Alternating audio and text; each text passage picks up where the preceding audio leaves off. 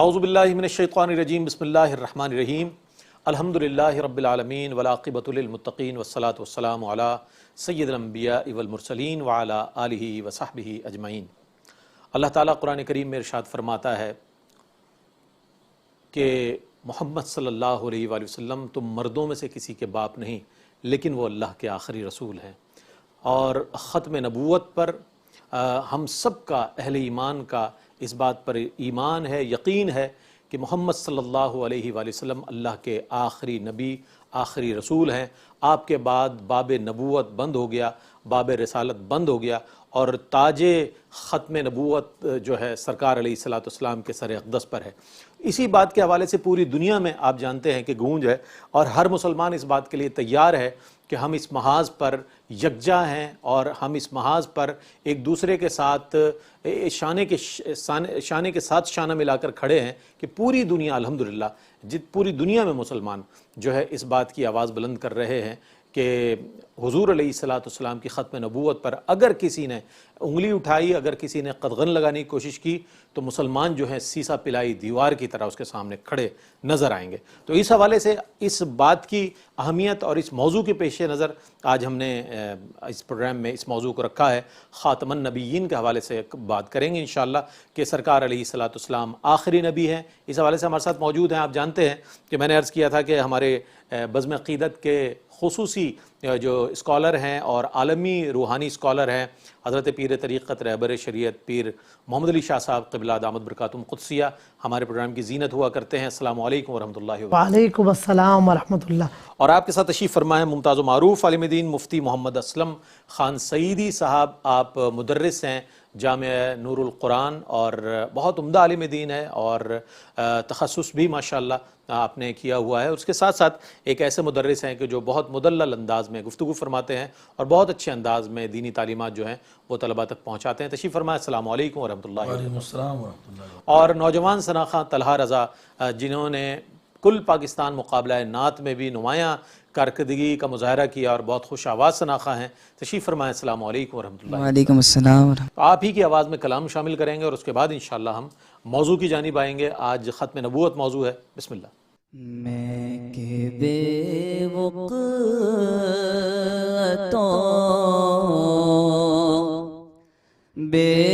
बेमाया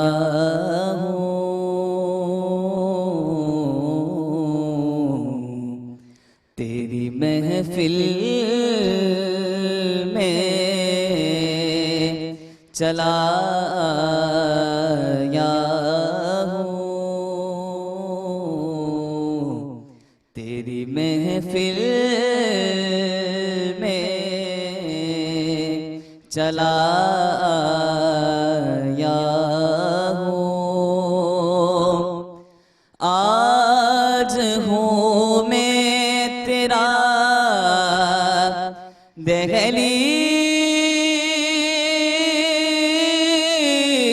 दहलीज़ नशीं, आज हूँ मैं तेरा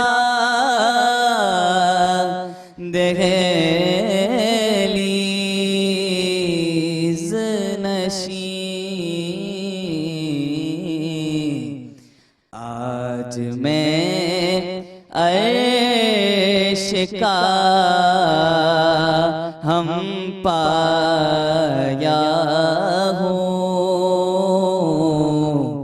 आज मैं अर्श का हम पाया हूँ। और जब भी मैं अर्ज़े मदीना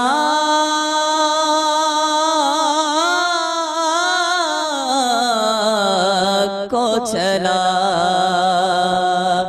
जब भी मैं अर्ज़े मदीना को चला, दिल ही दिल में बहुत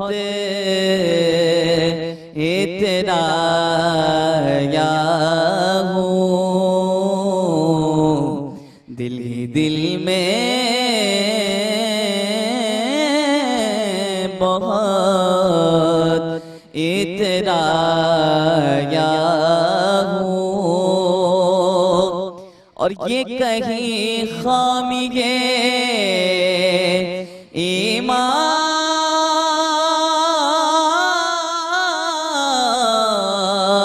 ही न हो, ये कहीं खामिगे ईमान ही न हो। मैं मदीने से पलट आया हूँ, मैं मदीने से पलट आया हूँ, तेरी महफिल में चला आया हूँ। क्या कहने, बहुत खूबसूरत कलाम अहमद नदीम कासमी का लिखा हुआ जो पेश कर रहे थे तलहा रज़ा, बड़े खूबसूरत अंदाज में और बहुत खूबसूरत ख़यालात इसमें मौजूद हैं।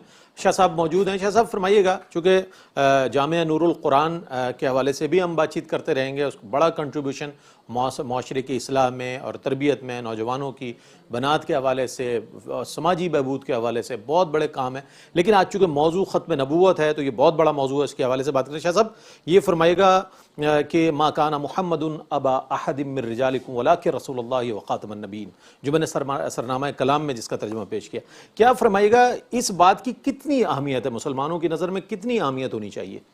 बिस्मिल्लाहिर्रहमानिर्रहीम। रईस भाई, आज आपने समझ लें कि ये तो हमारे ईमान की जान है, इसके बगैर ईमान ही नामुकम्मिल है और नसक़ती से साबित है। यानी कुरान ने ऐलान कर दिया। मैं बड़ा सोचता था कि यार ये हमारे बुजुर्ग, हमारे असलाफ ने ये जो फातिहा खानी में, एक तो तसव्वुफ़ की बात कर रहा हूँ कि वो जी फातिहा, बच्चा पैदा होता है खुशी में फातिहा पढ़ते हैं और वो फ़ुक़रा मसाकिन में सदका खैरात कर देते हैं। इसी तरह से कि खुदा न खासा किसी का इंतकाल हो तो सोयम, हाँ चेलम, ये सिलसिला। मोहल्लम हराम आ गया, इसाले सवाब का सिलसिला, रब्बिल अव्वल आ गया, उसमें भी तो उसमें एक सूरह कुरान की आयत का इंतखाब किया गया है। उसमें एक आयत ये भी इन्होंने, मा काना मुहम्मदुन अबा अहदिम मिर रिजालिकुम वलाकिन रसूलुल्लाह व खातमन नबिय्यीन। मैं बड़ा गौर करता था कि भाई ये आयत का चुनाव किया गया, बहुत अच्छा तो हमारे बच्चे को ये जो आयत याद कराई गई है ना, बच्चे यानी जो खुदा ना खास्ता कुरान भी नहीं पढ़ा हुआ मगर ये आयत उसको याद हो गई, क्योंकि वो हर जगह कहीं ना कहीं शिरकत करती है। यार मा काना मुहम्मदुन अबा अहदिम मिर रिजालिकुम, तो ये मौजू बचपन से घुट्टी की तरह हमें पिला दिया गया है। अभी हम होश में भी नहीं आए थे, यानी अभी कुरान पढ़ना भी नहीं सीखा था, मगर ये था आयत हमारे कानों में, आंखों, दिलो दिमाग में रस घोल रही थी कि खातमन नबिय्यीन। तो एक हम उन सलाम असलाफ को, अपने बुजुर्गों को सलाम पेश करेंगे कि जिन्होंने फातिहा खानी को राइज किया है कि इससे रहती दुनिया तक, क़यामत तक अहले सुन्नत व जमात के बच्चे को ये बात अजबर करा दी कि ये आखिरी नबी है, आपके बाद कोई नबी नहीं। तो ये फातिहा खानी भी एक अकीदे की, समझ लें, पाकीज़गी का नाम है। तो ये एक तो ये, दूसरा ये कि ये नसक़ती से साबित है। आपने एक बड़ी बात हमारी हो रही थी कि आजकल हर तरफ एक आवाज़ गूंज रही है, कौमी असम्बली में भी, सूबाई असम्बली में। बहुत अच्छी बात है कि हर जगह एक कलिमा इस्तेमाल किया जाए, लफ्ज़ नहीं होगा, कलिमा होगा, खातमन नबिय्यीन। इसके साथ बहुत प्यारी बात है कि वो साथ, जैसे आपने हवाला दिया कि खातमन नबिय्यीन के साथ ब्रैकेट में हम ये लेते हैं आखिरी नबी, क्योंकि जो कादियानी है वो खातमन नबिय्यीन तो वो भी कह रहे होते हैं कि वो मोहर नबूवत, हाँ, क्योंकि एक अरबी कलिमे के कई वो मायना हो जाते हैं। तो असल तो यही है कि आप आखिरी नबी, इसका यही अहले ईमान के नजदीक तो यही अहले नबी है। लेकिन बेहतर है कि उर्दू पढ़ने वाले, उर्दू बोलने वाले या आम फहम लोग, अब कई अफसरान हैं उन बेचारों को इस आयत के वो अपने वो अंदाज भी से देखा ना शाह साहब आपने, जब हल्फ लिया जाता है तो खातमुन नबीयीन कहना मुश्किल हो जाता है। मुश्किल हो, हाँ नहीं कहलवाया जा रहा, अदा नहीं हो रहा, वो भी तो आखिरी नबी कह दिया जाए। तो ये बच्चे को, और इसमें बड़ी प्यारी तवज्जो कि हम जहाँ कौमी असम्बली में, सूबाई असम्बली में, जहाँ भी अल्फाज, बहुत अच्छी है एक तब्दीली है कि बहुत अच्छा ये इकदाम है कि खातमुन नबीयीन भी हो और साथ ब्रैकेट में आखिरी नबी। तो अल्लाह करे कि बचपन से कई निसाब में भी मामलात आ रहे हैं, तो जहाँ जहाँ ये हो रहा है, ये यकीन जानिए मैं आपके तवस्सुल से पूरी दुनिया में जो नादरीन हमें देख रहे हैं, सामीन हमें सुन रहे हैं, ये पैगाम दूंगा, और जो साहिब सरवत हैं, जो साहिब इक़्तिदार हैं, उनसे मैं कहूँगा कि खुदारा अगर आप इस मामले में झोल से काम लेंगे या खुदा न खास्ता इसमें आप कोई कंप्रोमाइज करेंगे, कोई लचक दिखाएंगे, क्योंकि ये मामला है अल्लाह तबारक व तआला और उसके रसूल, या अगर इसमें जो आएगा वो अल्लाह के साथ जंग कर रहा है, जो कुरान हदीस से टकराएगा वो पाश हो जाएगा वो अपने आप को। तो ये एक ऐसा मामला है, मैं कहता हूँ ये हमारा रेड जोन है, इसमें हम कंप्रोमाइज नहीं कर सकते, ये हमारा रेड जोन है, अकीदा है, खत्म नबूवत का तहफ़्फ़ुज़, कोई कंप्रोमाइज नहीं। तो इसके लिए अगर आपने जाने लेनी है, पहले भी ली है आपने, 1973 का जो आइन बना है, हमारे उलमा मशाइख ने जेलें काट दी है। हाँ साहब, मौलाना नियाज़ी साहब का मुझे याद आ गया, किसी ने पूछा कि हुजूर आपकी उम्र कितनी है, मुहाफ़िज़ खत्म नबूवत, कहने लगे कि जो वक्त मैंने जेल में गुजारा 7 दिन तक, कम अज़ कम 7 दिन जो मैं रहा हूं, बस मेरी यही उम्र।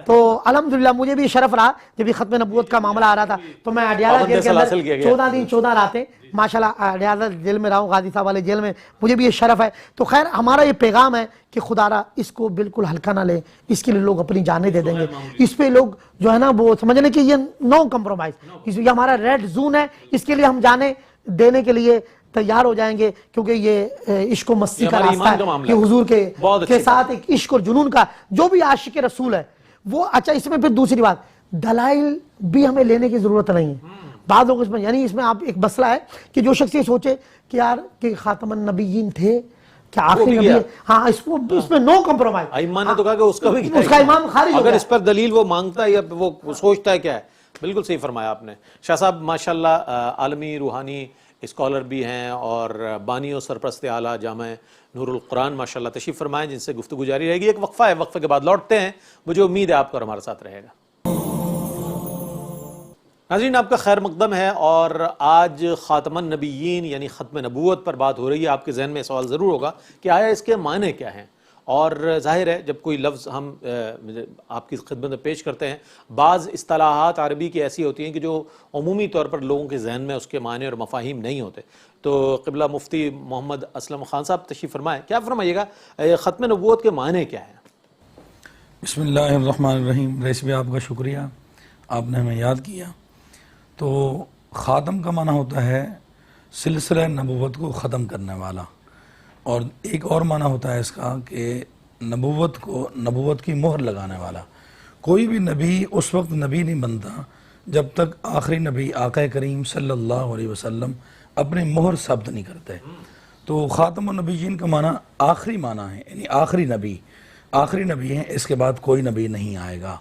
तो उर्दू के अंदर जो लोग पढ़ने वाले हैं वो इतना समझें कि ख़ातमुन नबीयीन जो लफ्ज़ है इसका माना है आखिरी नबी, और आखिरी नबी का मतलब है कि मेरे बाद हुजूर ने फरमाया कोई नबी नहीं आएगा, ला नबी अबादी। हाँ, ला नबी अबादी। तो हजरत एक मौके पर आका करीम सल्लल्लाहु अलैहि वसल्लम ने हजरत अली अल मुर्तज़ा को बच्चों और औरतों के दरमियान में छोड़ कर गए, और हजरत अली ने अर्ज़ किया या रसूलुल्लाह सल्लल्लाहु अलैहि वसल्लम आप मुझे बच्चों में छोड़ कर गए।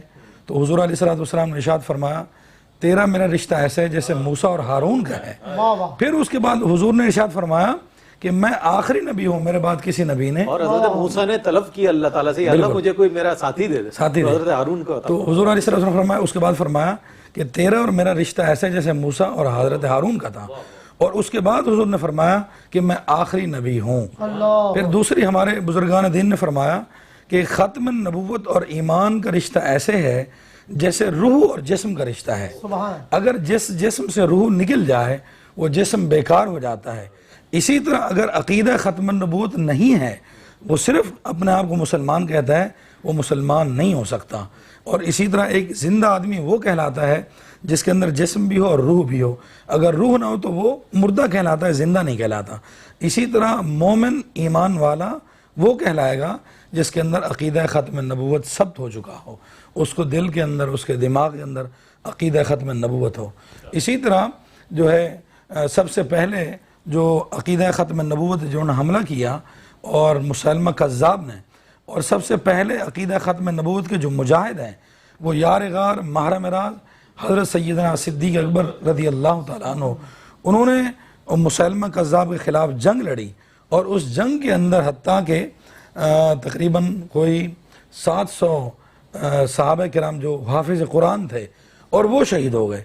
और हदीस पाक में भी आता है मेरे आका ने फरमाया मेरे बाद तकरीबन 30 कज़्ज़ाब झूठे नबी आएंगे और जो नबूवत का दावा करेंगे वो सब के सब झूठे और कज़्ज़ाब होंगे और आखिर नबी ख़ातमुन नबिय्यीन इमामुल मुरसलीन, मैं खुद अम्बिया के आखिर नबी हूँ, मैं ज़ात हूँ, मैं आखिरी नबी हूँ। तो मेरे आका करम सल्लल्लाहु अलैहि वसल्लम ने और बार बार वज़ाहत फरमाई कि ला नबी अबादी, और मेरे बाद कोई नबी नहीं होगा। इसी तरह हुज़ूर अलैहिस्सलातु वस्सलाम के आपके ज़माना तय्यबा में एक शख्स आया ईमान लाने के लिए। उसने सहाबा से पूछा कि मैं ईमान लाता हूँ, मेरे ईमान लाने के लिए क्या चीज़ ज़रूरी है? अल्लाह अकबर। तो जब सहाबा किराम से पूछा तो क्या चीज़ ज़रूरी है, तो सहाबा किराम ने फरमाया कि अल्लाह को एक मानना होगा कि अल्लाह वहदहू ला शरीक है, और दूसरा नबी पाक सल्लल्लाहु अलैहि वसल्लम पर ईमान लाना होगा। ईमान लाने के बाद और आखिरी नबी पर भी ईमान लाना होगा कि आप अल्लाह के रसूल हैं और आखिरी नबी हैं। यानी सहाबा किराम की ज़िंदगी, उन्होंने अपनी ज़िंदगी में यह तर्ज अमल रखा, कोई भी अगर ईमान लाने आता तो उसको बताते सिर्फ रसूल मानना ज़रूरी नहीं है, रसूल मानोगे और रसूल के साथ साथ आखिरी नबी मानना भी ज़रूरी है। जब आखिरी नबी मानेंगे तभी आदमी पक्का मुसलमान और सच्चा मुसलमान। बहुत अच्छी बात कही। जैसे इकबाल ने कहा कि तौहीद की अमानत सीनों में है हमारे, तौहीद की अमानत सीनों में है हमारे, मुमकिन नहीं मिटाना नामो निशा हमारा। इसी तरह जिस तरह मुसलमान का अक़ीदा तौहीद पर मुसल्लम है और मजबूत है, इसी तरह रिसालत के बाब में नबी करीम अलैहिस्सलाम की ख़त्म नबूवत के हवाले से भी मुसलमान यकजा नज़र आते हैं। और इस हवाले से ज़ाहिर मिर्ज़ा ग़ुलाम अहमद क़ादियानी को चाहने वाले और उनके मोहब्बत करने वालों ने जिस तरह गुमराही का इज़हार किया और अल्हम्दुलिल्लाह मुसलमाना ने आलम ने उसकी मजम्मत की, उसको रद्द किया मुकम्मल तौर पर, यह काबिल तारीफ़ बात है कि मुसलमानों का इस प्लेटफॉर्म पर यकजा हो जाना। मैं समझता हूँ कि और 7 सितंबर का हवाला दिया शाह साहब ने, तो 7 सितंबर पाकिस्तान की वो तारीख़ है हमेशा याद रखी जाती है और याद रखी जाएगी कि जिस पर कादियानियों को गैर मुस्लिम करार दिया गया। ये एक बहुत मैं समझता हूँ तारीख़ी फ़ैसला था जो आज तक मैं समझता हूँ ये आखिरी कील जो थी इस ताबूत में इदारे की तरफ से, मैं समझता हूँ पाकिस्तानी जो हमारे आला इदारे हैं उनकी तरफ से इसको वो किया गया। शाह साहब क्या फरमाएगा, हम मोहब्बत रसूल का दावा करते हैं, हर शख्स ग़ुलाम है रसूल के ग़ुलाम है, लेकिन ये अवेयरनेस ख़त्म नबूवत के हवाले से जब बात होती है तो उलमा हज़रात मशाइख़ हज़रात के अलावा आम लोगों को लोग इसको इतना सीरियस नहीं लेते। क्या वजह है मोहब्बत का? मैं तो ये होती है मोहब्बत तो अगर महबूब पर कोई बात आए तो इंसान अपनी जान लुटाने के लिए तैयार हो जाए। क्या फरमाते हैं? बिस्मिल्लाहिर्रहमानिर्रहीम। वो तारीख़ी एक बात मैं करना चाह रहा था कि हमारे यहाँ तो 1973 का है, यानी 7 सितंबर दास। क्या इससे पहले भी कोई ऐसा दौर आया कि इनको कादियानियों को गैर मुस्लिम करार दिया गया? ये कहते हैं कि ये हमारा, ऐसा नहीं है। आप अगर आएंगे, मैं तारीख पढ़ा था तो मुकदमा भावलपुर, नवाब भावलपुर में देखेंगे तो 1926 से 1935 तक ये मुकदमा चला। 1926 से 1935 तक ये मुकदमा चला और इसके थे गुलाम मोहम्मद गोटवी रहमतुल्लाह अलैह। ये पीर मेरे अली शाह साहब रहमतुल्लाह अलैह के मुरीद थे, जामिया अब्बासिया के शेखुल हदीस थे। मसला यह आया कि आयशा बीबी का निकाह हुआ अब्दुल रज़ाक के साथ, तो वो शौहर निकाह के बाद कुछ वक्त के बाद, वो अभी रुखसत ही नहीं हुई थी, निकाह हुआ तो वो कादियानी हो गया। तो उस पर आयशा बीबी ने कहा कि मैं इसके निकाह में नहीं रहना चाहती। इस्लामी नवाब बावलपुर का दौर था, तो उस वक्त नबी बख्श वजीर आजम थे, इनको बरतानिया ने मुकर्रर किया था। नवाब बावलपुर आपको पता है दौर। तो 1926 से मुकदमा चला 1935 तक, गौर करें मुकदमा चलता रहा 9 साल। हाँ, अब उन्होंने कहा कि तो अहले सुन्नत की तरफ से, ये जब सुप्रीम कोर्ट में जब वहाँ चीफ जस्टिस ने कहा तो गुलाम मोहम्मद गोटवी रहमतुल्लाह अलैह, तो उन्होंने कहा जी और जो मकातिब मसालिक हैं वो क्या कहते हैं, तो मोहम्मद शाह कश्मीरी को बुलाया गया, मुफ्ती मोहम्मद शफी साहब को बुलाया गया। इस तरह जब इन्होंने कहा नहीं, ये उम्मत का एक मुसलमा एक मसला है कि अल्लाह के नबी आखिरी नबी है, ये गुलाम मोहम्मद कोटली साहब सही कहते हैं, हम इनके साथ हैं। तो वहां पर फिर ये हुआ कि भाई पूरे इस्लाम की एक राय हो गई, तमाम मकातिब फिक्र ने ये मसला आ गया। हुआ ये कि आगे जाकर अब्दुल रज़ाक जो है वो इंतकाल कर गया, उसको इन्होंने जहर दे दिया, क्योंकि ये मुकदमा हार रहे थे। अब इन्होंने कहा कि क्या करें, कोई दलाइल ही नहीं है, क्योंकि दलाइल तो ये नहीं दे पाते सही तरह।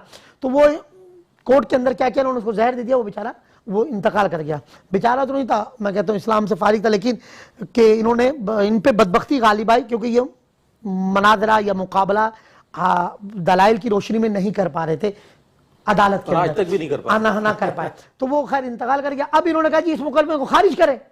अब वहां से बरतानिया, क्योंकि इनका एक ताल्लुक रहा है, तो वो मुकदमे में खारिज, उन्होंने कहा ये मुकदमा खारिज नहीं होगा। अब ये मसला इस्लाम और कुफ्र का है, इस्लाम और मामला है। तो वो चला, तो नवाब भावलपुर, तो उस वक्त के वज़ीर आज़म नबी बख्श थे, गुलाम मोहम्मद कोटली साहब को हम सलाम पेश करेंगे। 1973 के आइन से पहले भी 1926 से 35 तक ये चला।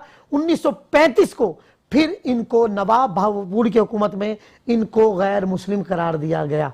तो ये 73 से पहले तारीखी मामला है कि 73 से पहले 1926 की आपने बात, 1926 से चला मुकदमा, 1935 में इसका इख्तिताम हुआ। और आजकल ये आपको जिल्दों में मिल जाएगा मुकदमा बावल, इनके दलाइल भी हैं।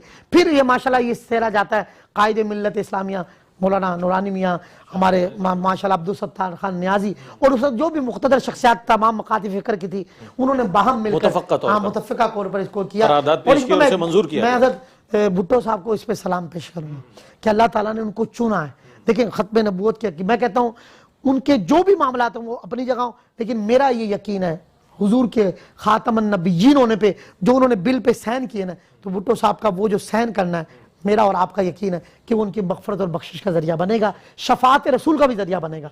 तो हकीकत है जो भी हुक्मरान इस पे काम कर रहे हैं, ये उनके जगह आप देखें कि 700 हुफ़ाज़ साहबा सिद्दीक़ अकबर रज़ियल्लाहु ताला अन्हु के दौर में, और बदरी साहबा क्या था कि जब अल्लाह के प्यारे हबीब सल्लल्लाहु अलैहि वसल्लम पर्दा फरमा रहे, क्योंकि बदरी साहबा के लिए एक बड़ा शरफ था, समझ रहे, जैसे हमारे यहाँ जब कोई चीफ जस्टिस या बड़े बड़े कमांडो तो उनको एजाजी तौर पे भी सिलसिला रहता है, बाद में भी उनको पोस्टें दी जाती है।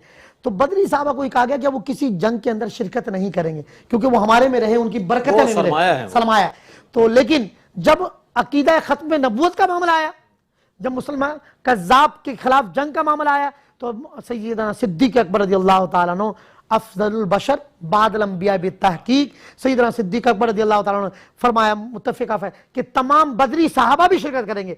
और आप इस जंग का पस मंजर देखें तो उस वक्त बदरी साहबा सबसे आगे थे, बदरी साहबा और 700 हुफ़ाज़ साहबा का शहीद होना, तो ये कोई मजाक नहीं है, ये कोई छोटा मामला नहीं है। तो आपने सही कहा, हमारी नौजवान नस्ल को, हमारे इदारे के लोगों को, चाहे वो हुकूमत के हों, MNA हों, MP हों, मिनिस्टर हों, या वो हमारे कोर कमांडर हजरात हों, हमारे जो भी हसास इदारे के अहबाब हों, हमारे प्रोफेसर इंजीनियर हों, जो भी पढ़ा लिखा सेनेटर हों, जो पढ़ा लिखा तबका है, उनको ये बात समझनी है कि ये इस्लाम हजरत 20 लाख जाने देकर, कितनी 20 लाख इस्लामी जमहूरिया पाकिस्तान 20 लाख जाने देकर हिजरत मदीना के बाद इस्लाम के लिए सबसे बड़ी हिजरत अगर कोई हुई है तो इस्लामी जमहूरिया पाकिस्तान। 2 करोड़ खानदान, 2 करोड़ खानदानों ने कपड़े पहने हुए अपना घर बार छोड़ दिया, अपनी जायदादें छोड़ दी, हमारे और आपके आबा अजदाद ने सब कुछ छोड़ छाड़ के कपड़े इस्लाम के नाम पर बेसरो सामानी के आलम में वही कपड़े पहने। तो 2 करोड़ खानदानों ने हिजरत की, 20 लाख जाने दी, कम पेश 2 लाख बहन बेटियों की इस्मत दरी हुई, कई हजारों माओ बहनों बेटों ने अपने हमल गिरा दिए। आप कितनी तकलीफ के साथ ये मामला हुआ है। तो इसके लिए इस्लामी जमहूरिया पाकिस्तान 27 रमजान मुबारक 7 और 2 9 का आदत है। पाकिस्तान इस्लाम का किला है, ता कयामत कायम और दायम में रहेगा। और वो लोग आएंगे इंशाल्लाह जो इस्लाम की भागदौड़ संभालेंगे। तो अकीदा खत्म नबूवत पे कोई कंप्रोमाइज नहीं है, ये हमारी जान और हमारी इज्जत से बढ़कर यह अहम मसला है। बड़ी प्यारी बात इन्होंने की कि जैसे रूह और जिस्म, अगर जिस्म भी मुर्दार हो जाए तो इंसान मुर्दा है, कोई अगर रूह निकल जाए मुर्दा है। तो ये है कि रूह और जिस्म का ताल्लुक ऐसा ही है जैसे अकीदा खत्म नबूवत। शाह साहब ने बड़ी खूबसूरत अंदाज में पैगाम भी दिया और जवाब भी इनायत फरमाया। जंग यमामा की बात हुई, सैयदना सिद्दीक़ अकबर रज़ियल्लाहु ताला अन्हु ने जब अलम जहाद उठाया तो मुसलमा कज़्ज़ाब को मारने वाले हजरत वहशी थे, जिन्होंने हालत कुफ्र में हज़रत सैयदना अमीर हमज़ा रज़ी अल्लाह ताला अन्हु को उस वक्त शहीद किया, और उसके बाद जब जंग यमामा में शामिल हुए, चूँकि वो नेज़ाबाजी में इंतहाई महारत रखने वाली शख्सियत थे, इंतहाई महारत, तो जब उन्होंने एक तरीके से टारगेट किया मुसलमा को तो सही तौर पर किया, और इस हवाले से कहा कि मैंने हालत कुफ्र में एक बहुत अच्छे मुसलमान का कत्ल किया और हालत ईमान में एक बहुत बड़े मैंने मुर्तद को जो है वो वासिल जहन्नम किया। ये एक बहुत तारीख़ी वाक़या है, और मैं ये समझता हूँ कि हमारे नौजवानों को, हमारे न्यू जनरेशन को तारीख़ के हवाले से मालूम होना चाहिए। एक वक्फ़ा लेते हैं, वक्फ़े के बाद लौटेंगे। मुझे उम्मीद है आपका और हमारा साथ रहेगा।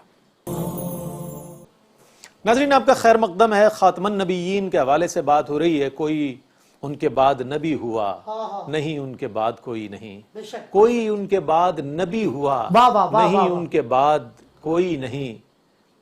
और ये एक ऐसा कलाम है, मैं समझता हूँ कि जिसको मैंने पहले भी पेश किया है, और अल्लामा कौकब नूरानी उकाड़वी साहब को भी मैंने जब बुलाया था और ख़त्म नबूवत पर जब बात की थी तो पूरा कलाम भी पेश किया था। लेकिन अब चूँकि दामन वक्त में गुंजाइश कम है तो मैं चाहता हूँ हमारे तलहा रज़ा क़ादरी तशरीफ़ फरमाएँ बारगाह ख़त्मी मरतबत सल्लल्लाहु अलैहि वसल्लम में, अपनी अक़ीदत नज़र करेंगे, उसके बाद फिर अपने मौजू के कंक्लूजन की तरफ आएंगे। बिस्मिल्लाह। दर्द दिल कर मुझे अता या रब, दे मेरे दर्द की दवा या रब, दे मेरे दर्द की दवा या रब, बेसबब बख्श देना पूछ अमल, बेसबब बख्श दे न पूछ अमल, नाम गफ्फार है तेरा या रब, नाम गफ्फार है तेरा या रब, दर्द दिल के मुझे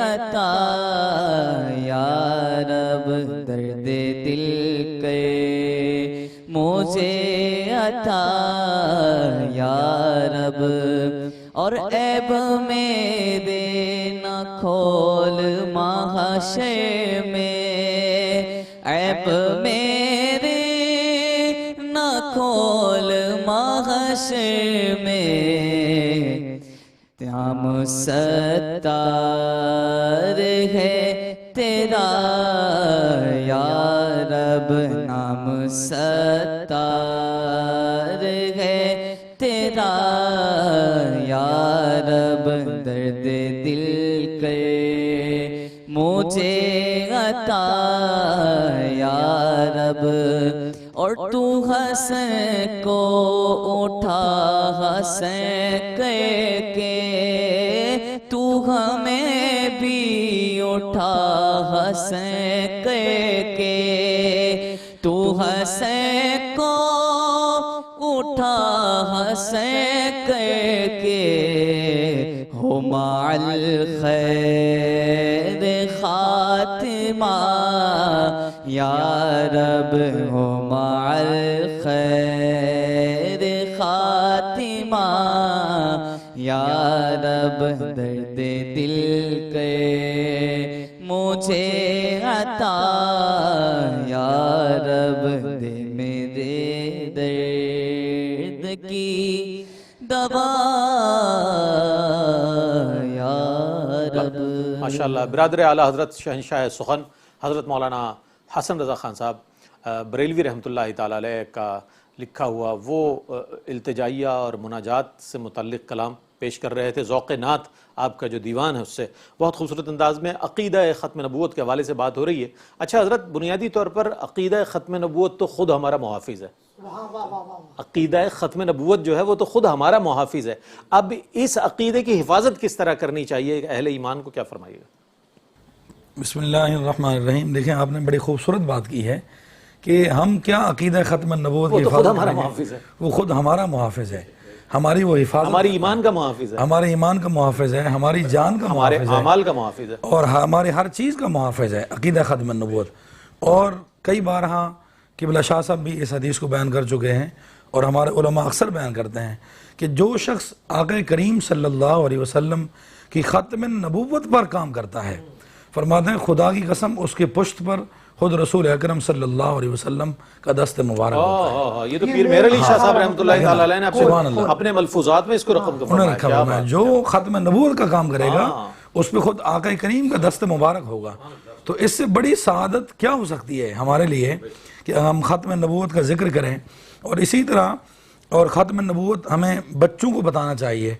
और मैं शाह साहब के सरपरस्ती में और आपके तवस्सुल से और ख़ुसूसन मेट्रो वन न्यूज़ के तवस्सुल से मैं हुकूमत पाकिस्तान से ये अपील करता हूँ कि इसी तरह जिस तरह एक मजमून और नज़्म होती है और KG 1 से लेकर MPhil PhD तक हर किताब के अंदर और हर क्लास के अंदर एक मजमून ख़त्म नबूवत का शामिल किया जाए। क्या बात। और इसी तरह मैं आपके तवस्सुल से ये भी जिक्र करूं, जैसे हमारे कॉलेज और यूनिवर्सिटी में और जैसे MPhil और PhD के मकाले लिखे जाते हैं वहाँ, और मुख्तलिफ शख्सियात पर मकाले लिखवाते हैं, वहाँ मैं तवज्जो दिलवाऊँगा कि वहाँ के जो बड़े बड़े प्रोफेसर हैं, लेक्चरार हैं, उन्हें चाहिए कि जो शख्सियात पर मकाले लिखवाते हैं उन पर भी लिखवाएँ, लेकिन आज के बाद और एक एक मकाला ख़त्म नबूवत पर भी लिखवाएँ।